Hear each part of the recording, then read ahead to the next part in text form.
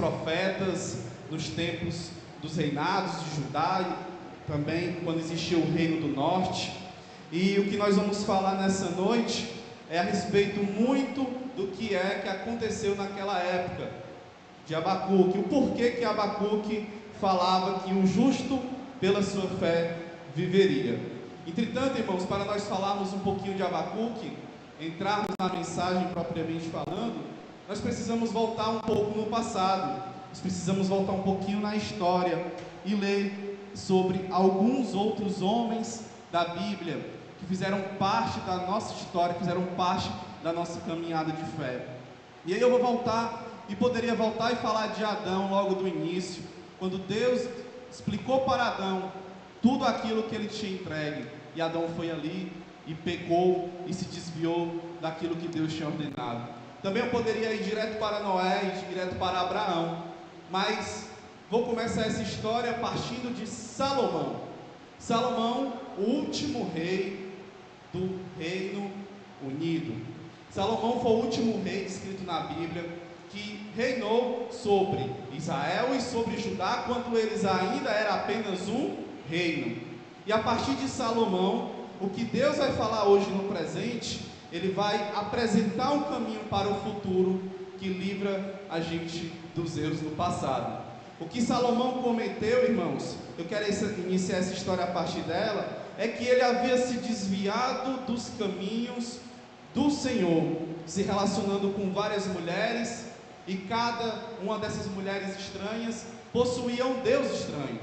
Salomão, pela Bíblia, vai falar, a Bíblia notifica que ele teve mais de 300 mulheres, e mais de 300, teve 700 mulheres e 300 concubinas.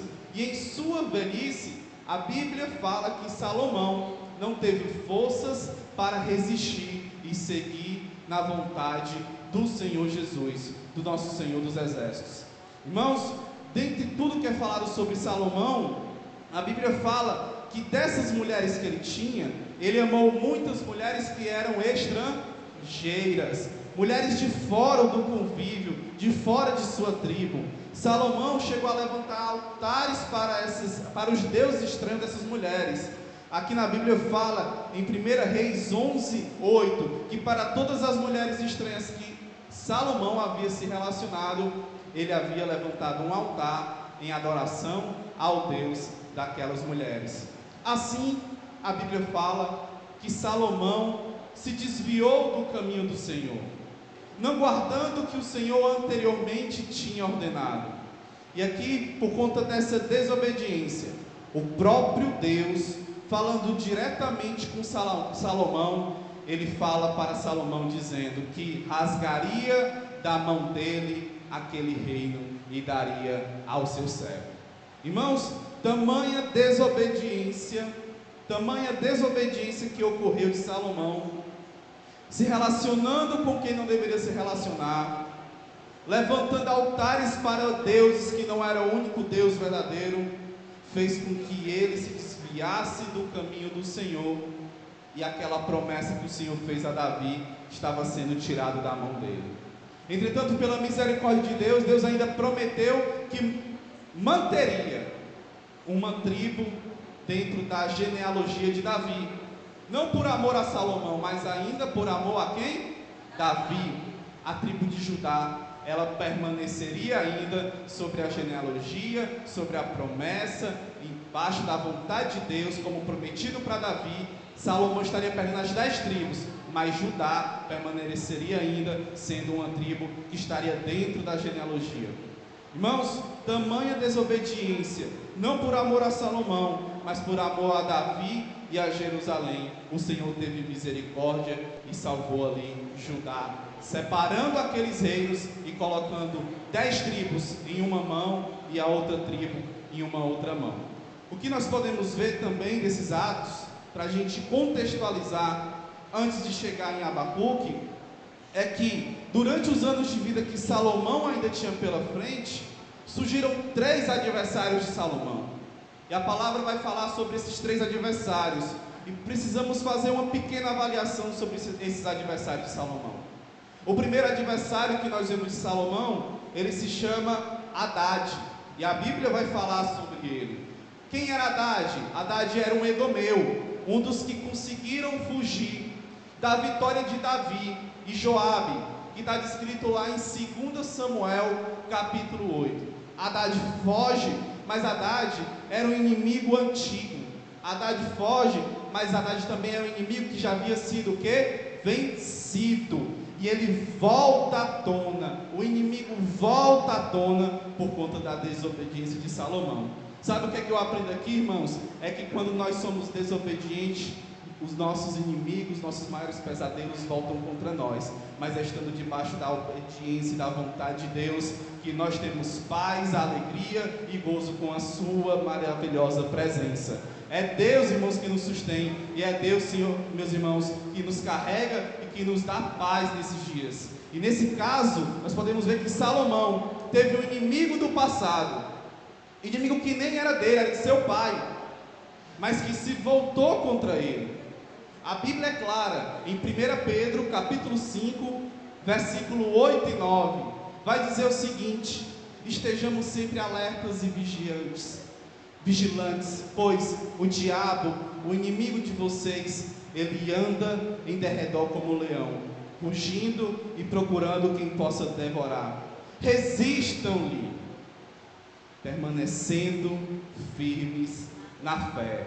Irmãos, aqui eu vejo mais uma vez aonde foi o erro de Salomão. Como estava descrito na Bíblia, Salomão ele não resistiu.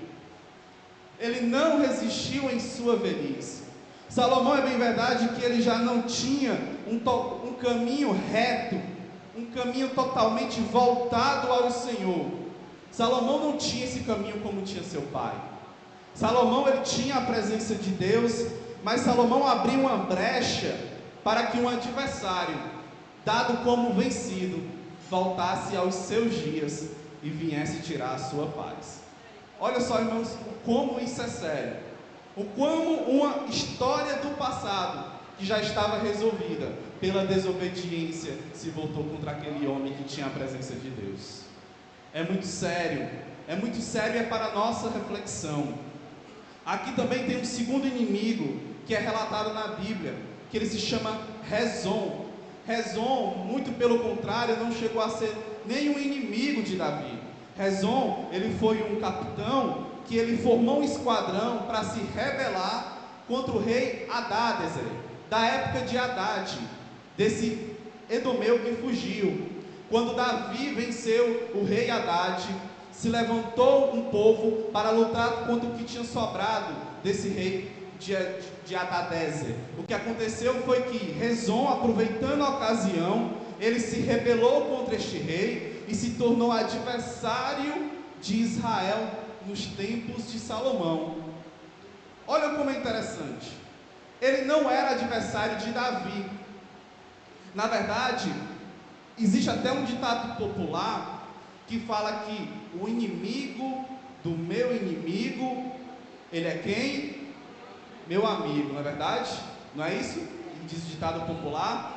Mas através de Rezon, Deus estava mostrando para Salomão o homem mais sábio que qualquer outro homem que já existiu na terra, que não tem lógica, não tem nenhum provérbio popular, que ele era Deus mais sábio, que ele era Deus mais poderoso. Não tinha essa do inimigo do seu inimigo ser seu amigo. Por quê? Porque a promessa que Deus tinha feito para Salomão não foi que os seus inimigos iriam lhe proteger. A promessa que Deus fez para Salomão foi a seguinte: se você andar nos meus caminhos e obedecer os meus decretos e os meus mandamentos, como seu pai Davi, eu prolongarei a tua vida.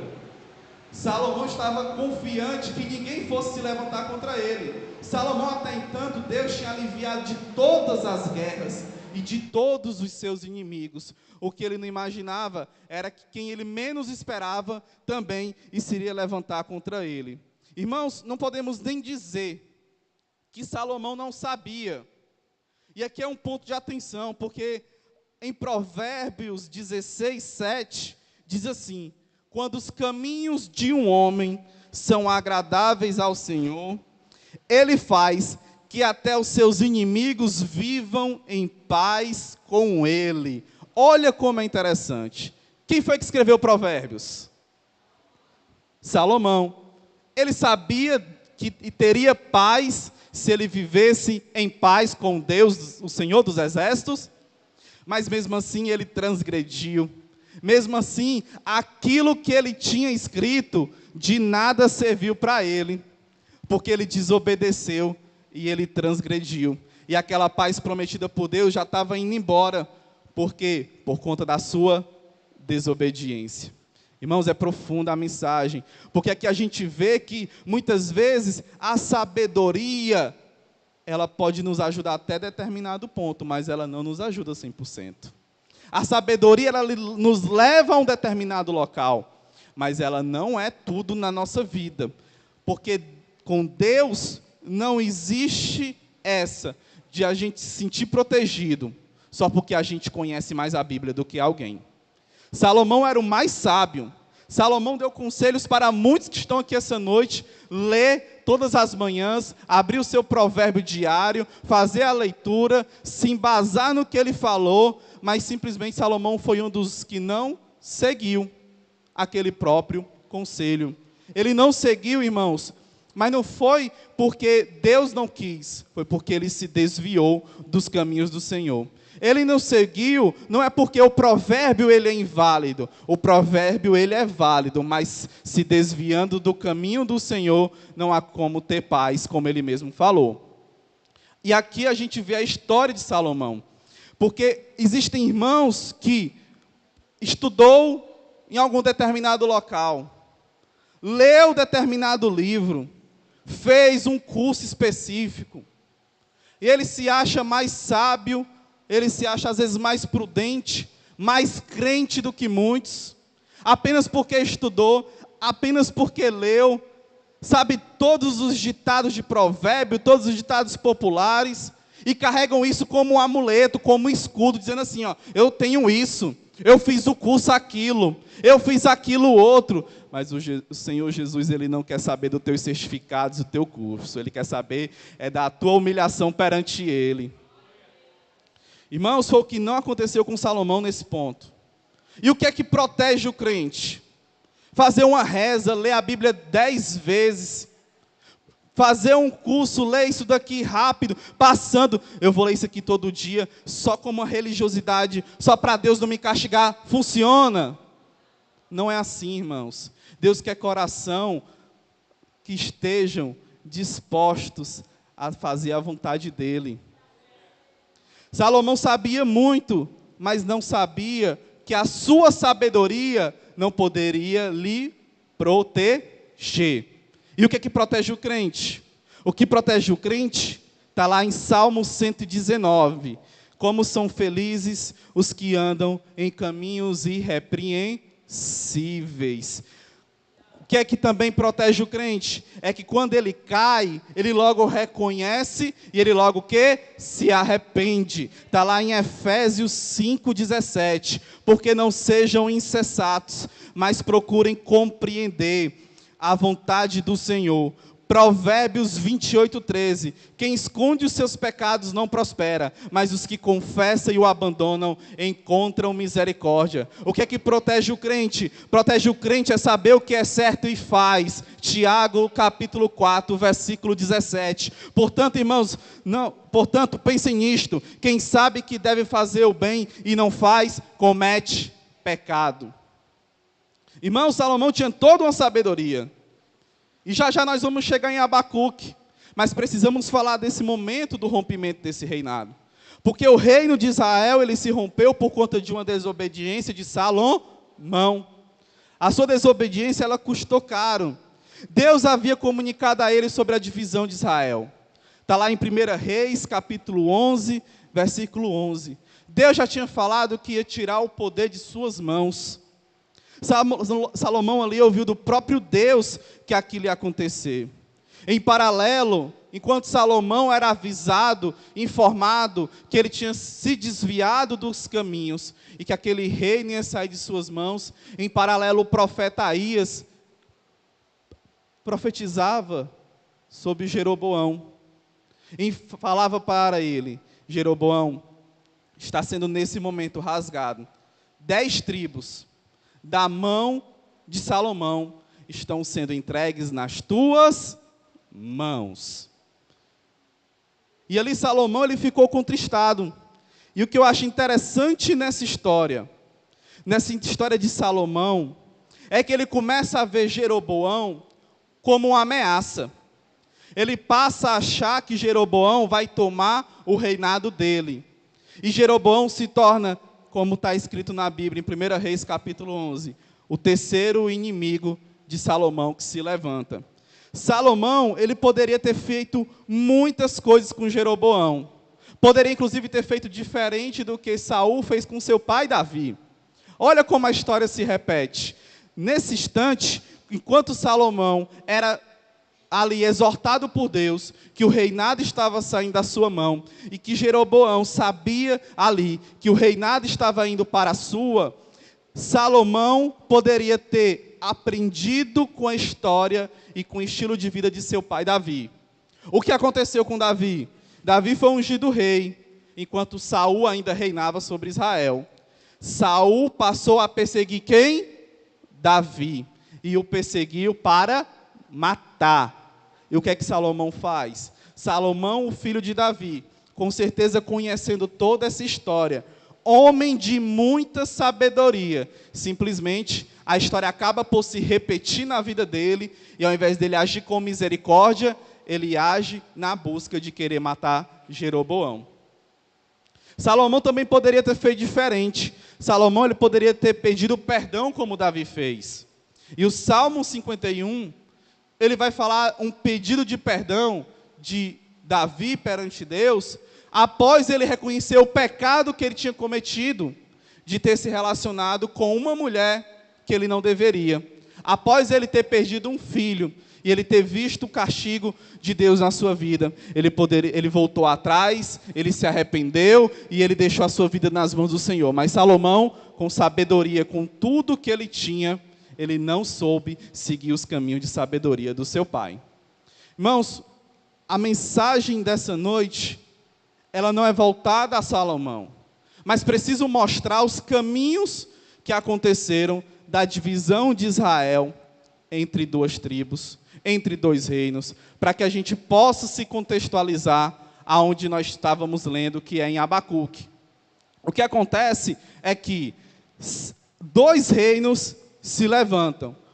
O reino do norte se levanta 10 das 12 tribos, e elas vão para Jeroboão. Esse Jeroboão que eu acabei de citar, que recebeu a promessa, recebeu os reinos pela profecia do profeta Aías. Do outro lado surge o reino do sul, conhecido como a casa de Judá, e que inicia um reinado com Roboão. Quem é Roboão? Um homem que subiu ao posto de rei sem apresentar as credenciais que um rei precisava ter. Roboão, ele era o filho de Salomão. Roboão, ele era o neto de Davi. Era filho de Salomão com uma amonita, original de um povo que os amonitas, eles demonstravam desprezo, eles demonstravam insistentemente querer se levantar contra Israel. Foi junto com os moabitas que os amonitas fizeram um acordo para contratar Balaão, para que Balaão amaldiçoasse o povo. E aí, por conta disso, Deus repreendeu até 10 gerações os amonitas da Assembleia do Senhor. E o que acontece aqui é que os amonitas, eles tinham uma adoração a Moloque. Uma adoração a Moloque. E eles tinham, por conta disso, um altar dentro de Israel. Porque Salomão era casado com uma amonita, uma mulher estrangeira, e ele construiu um altar de adoração para todos os deuses de suas mulheres estrangeiras. Roboão, ele vem a ser um rei pagão, um rei que não conhecia os caminhos retos do Senhor, um rei que vai encerrar a sua história falando que não fez o que era reto aos olhos do Senhor. Então nós vemos um reinado dividido. Um lado, Jeroboão, do outro lado, Roboão. Dois reinos divididos, aonde nós percebemos que a primeira ação desses reis foi Roboão. Poderia ter aliviado o jugo em cima do povo. Logo quando Roboão assume, Roboão vem a assumir primeiro no reino de Judá. O povo procura ele, junto com Jeroboão, e pede para que seja aliviada as cargas em cima do povo. E Roboão fala, em 3 dias eu falo com vocês. Vocês voltam? Voltaram. Roboão se consultou com os anciãos, se consultou com os jovens. Ele preferiu seguir o conselho de quem? Dos jovens. O conselho dos anciões era que Roboão fizesse o quê? Aliviasse a carga sobre o povo.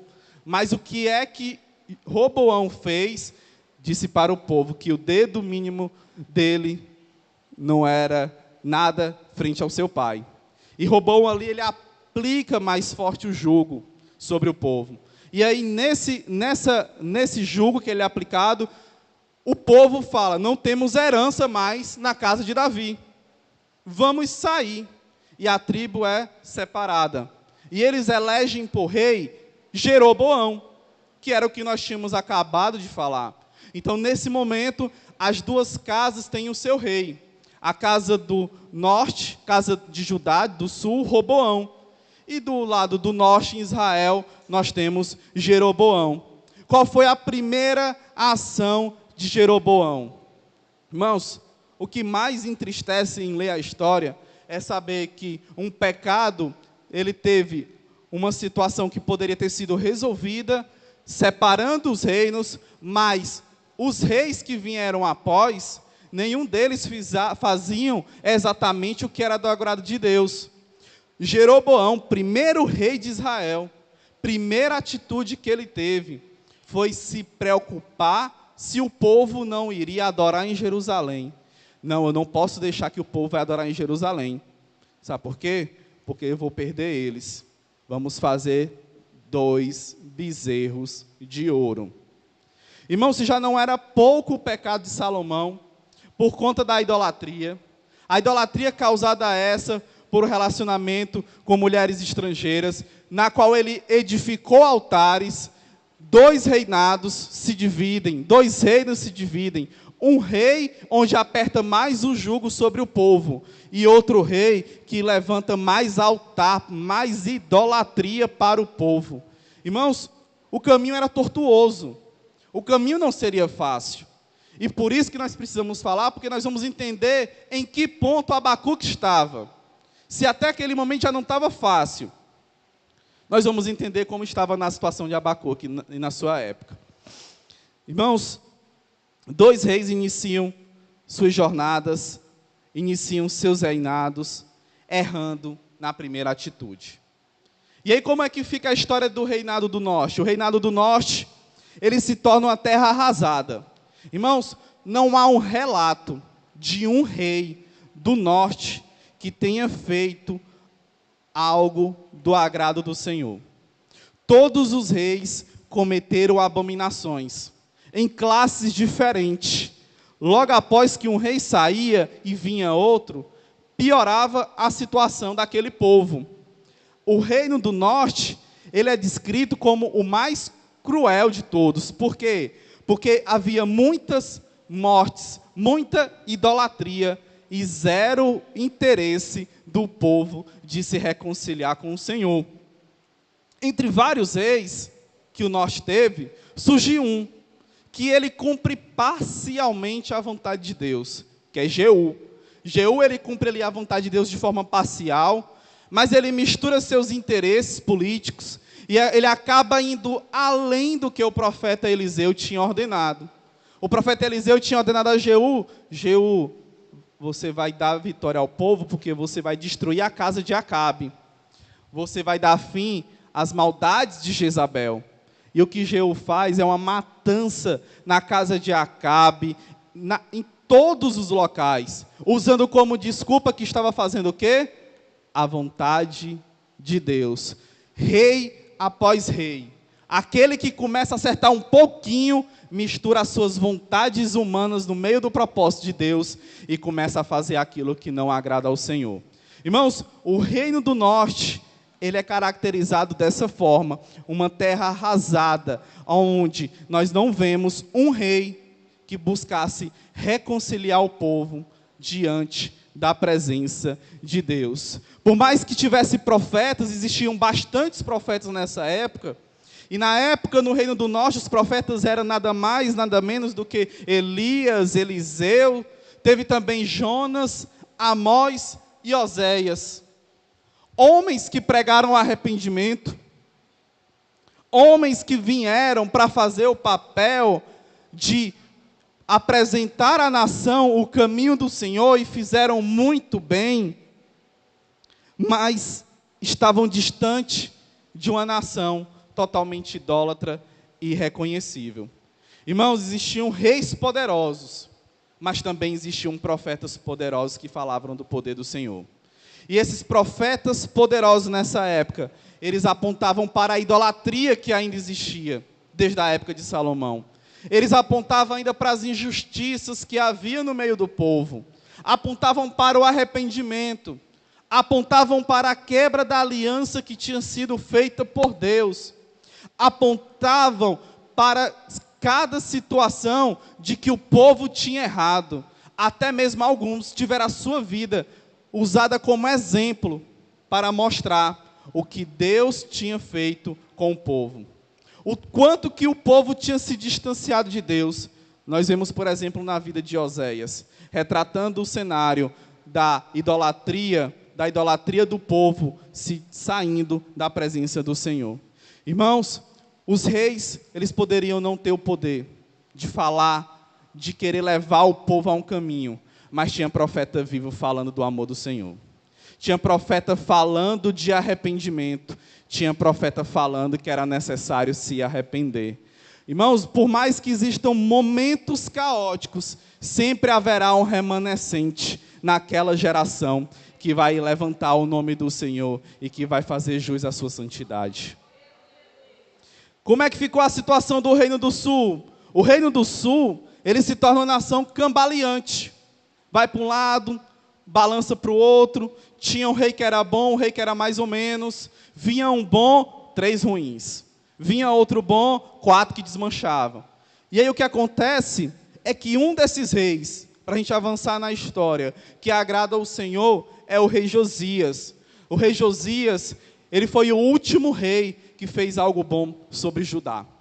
Josias, ele mandou destruir todos os altares de adoração que existiam em Judá. As suas reformas, elas se estenderam até Israel, subindo ao norte. As suas ações trouxeram a Judá uma renovação da aliança e, novamente, a centralização da adoração em Jerusalém. Não mais em Dan, com bezerro de ouro, mas agora somente em Jerusalém, no local que Deus criou para chamar sua cidade de sua. Então, Josias, ele tem esse processo de renovação. Josias também trabalha com o processo de purificação do povo, com a eliminação de todo tipo de adoração pagã. O problema é que Josias, ele teve uma interpretação errada de uma situação. Houve ali o rei do Egito, foi fazer um movimento ali pela parte do sul. Josias entendeu como se fosse uma ameaça contra seu reinado e saiu de frente para o rei Neco, para batalhar contra este rei, sabendo que, na verdade, imaginando que o movimento desse rei do Egito era para confrontá-lo e para tirá-lo do seu poder. Ele se enganou e, infelizmente, ele foi morto em batalha. E aí, depois dele, vem 3 reis. 3 reis que são de sua família. Vem Jeoacás, Jeoaquim, Joaquim e também vem Zedequias. 4 reis. E esses 4 reis que vieram depois de Josias, mesmo assim, não fizeram o que era do agrado do Senhor. Irmãos, por mais que não existam reis, que não façam o que é do agrado do Senhor. Haverão profetas, haverá a igreja, haverá um povo santo, que vai levar a palavra de Deus, aonde existe maldade, aonde existe trevas, haverão homens de Deus e profetas de Deus, para proclamarem o nome do Senhor dos Exércitos. E o que nós vemos é que por mais que o último rei ele tenha morrido, vão haver alguns profetas na época que se direcionaram exclusivamente a Judá. Joel pregava arrependimento.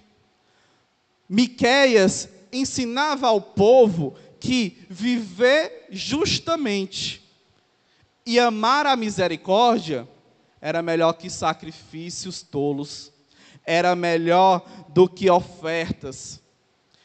Naum apresenta que Deus teve misericórdia de uma nação estrangeira. Naum mostra que Deus tem misericórdia, que basta que o povo se arrependa. Mas Naum também ele mostra que Deus, ele perdoa, mas ele não aceita ser abandonado. Naum ele pregou para a nação de Nínive, quando Jonas já tinha pregado. Jonas já havia pregado para Nínive. Jonas era um profeta do reino do norte, onde Nínive se arrependeu. Naum foi lá e condenou, colocou o juízo de Deus sobre Nínive. O que Naum estava pregando para aquela nação de Judá era que se eles se arrependessem, ainda daria tempo de Deus não derramar o seu juízo. Mas a partir do momento em que eles não se arrependessem, o juízo de Deus viria sobre Judá. Logo em seguida também tem Sofonias. E Sofonias, ele já não vem mais com mensagem de arrependimento. Sofonias, profeta de Deus, ele já chega com a mensagem de destruição de Jerusalém, de destruição e castigo também às nações que estão ao redor de Israel. Sofonias também alerta que, por voltarem ao erro, aquelas nações estavam sendo julgadas. Irmãos, e chegamos em Jeremias. Jeremias, ele apresenta ainda na vontade dele, Jeremias quer fazer o povo se arrepender. O que Jeremias, logo no início, não sabia era que não dava mais tempo. E aí Jeremias, quando ele entende que a mensagem de arrependimento não ia evitar mais o julgamento divino, ele fala que o arrependimento, ele não seria mais para não sofrer o juízo. Mas Jeremias diz que o arrependimento de Deus salvaria o remanescente, salvaria aquele que confiou, salvaria aquele que se arrependeu e salvaria aquele que entregou seus caminhos nas mãos do Senhor. Jeremias vem com essa mensagem, porque o exílio já estava às portas. E olha só onde nós já estamos chegando na história. Um reino abençoado, dividido em dois, liderados por líderes que profanavam os caminhos do Senhor. Nessa altura em que Jeremias pregava, a nação do norte já não era mais nada. Já tinha se levado cativo pela Síria. Os seus descendentes foram como perdidos. Não havia mais nada nem ninguém. E agora era chegada a situação final dos reinos. Se lá no norte o povo tinha sido levado cativo e tinha caído no esquecimento, quando nós vemos a situação do sul, eles estavam em iminência de grande juízo de Deus, similar ao que tinha acontecido com o norte. Dois reinos que não lembravam em nada os tempos de Davi, não lembravam em nada os tempos de Salomão, na época em que ele estava com seus caminhos retos perante ao Senhor. Dois reinos divididos e fadados a serem destruídos. E aqui, irmãos, é que eu apresento Abacuque, um homem, um profeta como você, como eu, como qualquer um aqui de nós, que se preocupava com o fim iminente, mas não saberia qual seria o castigo para o remanescente fiel. Agora olhe para você e pense essa noite. Você tem a certeza que o Senhor vai te salvar? Amém? Você tem a certeza que pode vir governante que for, pode vir maldade que for, você vai ser um profeta levantado por Deus nessa geração? Você acredita nisso? Abacuque estava na mesma situação, mas Abacuque ele via o fim, porque quando ele olhava para o reino do norte, ninguém tinha escapado, e Abacuque agora olhava para o reino do sul, e ele falava assim, espera ainda, tem injustiça acontecendo, tem idolatria acontecendo, Deus, tem coisa errada acontecendo, Deus, mas tem um povo que se chama pelo teu nome aqui neste lugar. Mas aí Abacuque ele faz 2 questionamentos para Deus. E agora nós vamos chegar na parte que a gente traz Abacuque e que a gente entra no final dessa mensagem. Primeira pergunta que Abacuque faz para Deus é assim, Deus, sobre essa situação que está acontecendo, Senhor, e essa iniquidade aqui nesta terra, aqui em Judá, aqui em Fortaleza, o que é que o Senhor vai fazer? E o que o Senhor responde para ele é que ia deixar o povo rebelde escapar. Mas Deus responde a Abacuque que em breve estaria chamando os babilônicos para castigar a esses opressores de Judá. E Abacuque olha e se assusta e fala assim, Davi quando pecou, Deus apresentou as condições para Davi. Você prefere cair nas mãos de Deus ou prefere cair nas mãos de homens? E o que é que Davi responde? Prefiro cair nas mãos de quem? Porque na mão do homem não, Senhor, mas nas tuas mãos. E o que acontece aqui com Abacuque, que Abacuque percebe e fala assim, nossa, como essa nação realmente é desobediente. Porque agora ela não vai cair mais somente nas mãos de Deus, mas ela vai cair nas mãos de uma nação totalmente desviada dos caminhos do Senhor.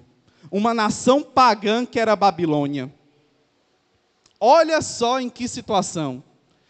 E aí a preocupação de Abacuque aumenta. E vem a segunda pergunta que ele faz para Deus. Abacuque pergunta assim para Deus, Deus, como que o Senhor vai permitir que uma nação ímpia, uma nação cruel, castiga o teu povo? Se para Davi ali naquela época, Davi foi castigado pelo próprio Deus, agora Judá estava sendo castigado por um povo cruel.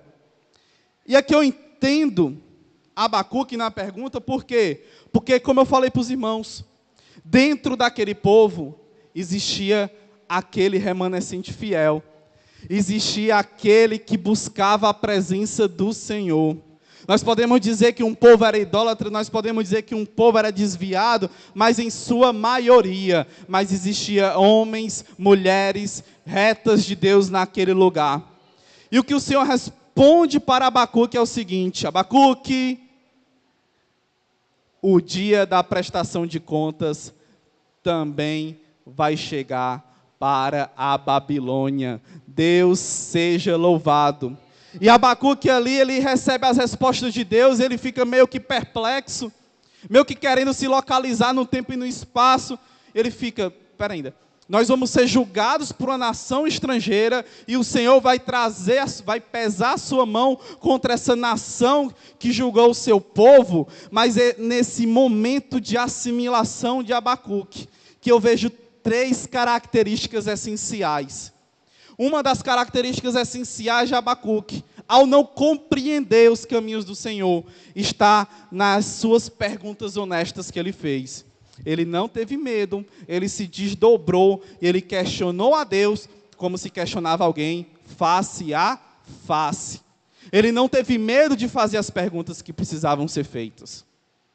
Um segundo ponto que eu também admiro em Abacuque é que ele revela a sua fé inabalável na soberania divina. Abacuque estava vivendo em momentos difíceis, Abacuque não tinha respostas do porquê e o até quando isso ia acontecer. Mas o que eu aprendo aqui com essa situação de Abacuque é o seguinte: é que ele estava determinado no seu coração em buscar o Senhor dos Exércitos. É que Abacuque ele estava determinado, por mais que não tivesse respostas, em buscar ao Senhor. E é nesse momento de dúvidas, é nesse momento de incertezas, uma sociedade que nós vivemos hoje, tão distante, irmãos, do que Abacuque vivia naquela época, que nós devemos nos apegar cada vez mais ao Senhor Jesus. E um terceiro ponto é o seu zelo, é a sua vontade de gerar um avivamento. Aqui Abacuque, eu acho excepcional, porque um dos receios dele era saber principalmente o que ia acontecer com o justo. O que ia acontecer com o justo? Aquele que guardava a palavra do Senhor. Porventura os babilônicos vão vir? Vão matar todos? Vão matar até mesmo o justo? E aqui na resposta, que eu percebo que Deus dá a Abacuque, ela se caracteriza muito com nossos dias de hoje, igreja. Quando chegar o dia do julgamento, quem vai nos justificar é o Senhor Jesus. Quem vai nos justificar é o nosso Salvador.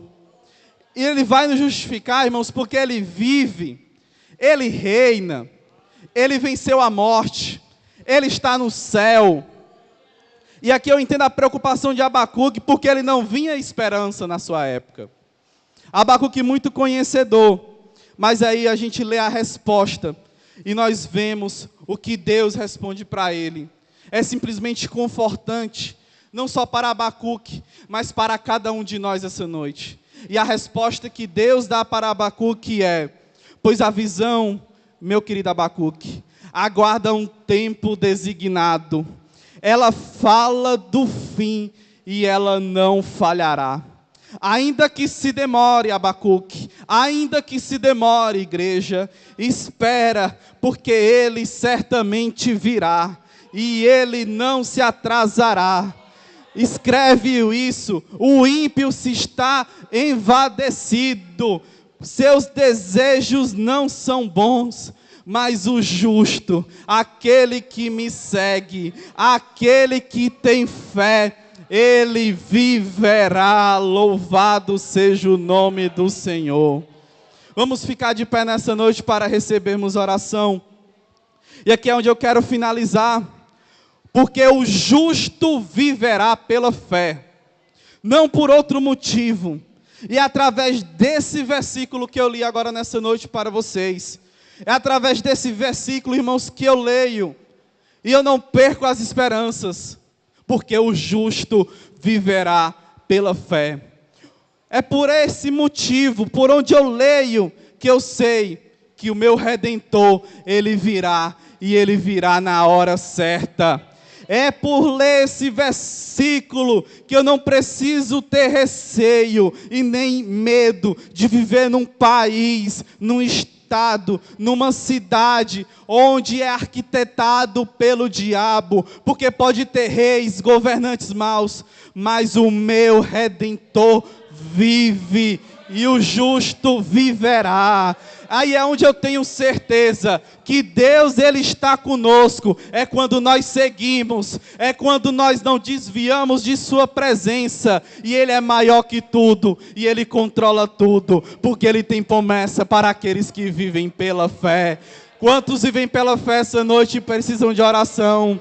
Pai, te agradeço, Senhor, por essa oportunidade única, Pai, diante de Ti, de trazer a Tua palavra, Senhor, e de declarar à Tua igreja que o justo viverá pela fé. Não importa, Senhor, a situação, não importa a circunstância, não importa, Pai, o rei, não importa o governador, não importa o líder, o justo viverá pela fé. Não importa quem venha nos assolar, não importa o inimigo que venha, oh aleluia, atentar contra a nossa vida, o justo viverá pela fé. Não importa que vivamos em meio à maldade, o justo viverá pela fé. E em tempos certos, o Senhor vai resgatar a sua igreja e vai levar para fazer morada no céu. Quantos recebem essa palavra no nome de Jesus? Pode glorificá-lo e adorá-lo essa noite.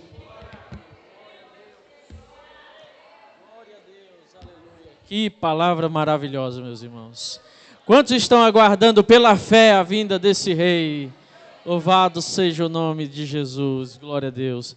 Permanecemos de pé, estaremos só dando alguns avisos rápidos e logo após estaremos orando pelo término do trabalho. Glória a Deus por essa palavra, pela vida do diácono Ailo, por essa palavra que ele nos trouxe hoje, uma palavra de esperança. O justo viverá pela fé.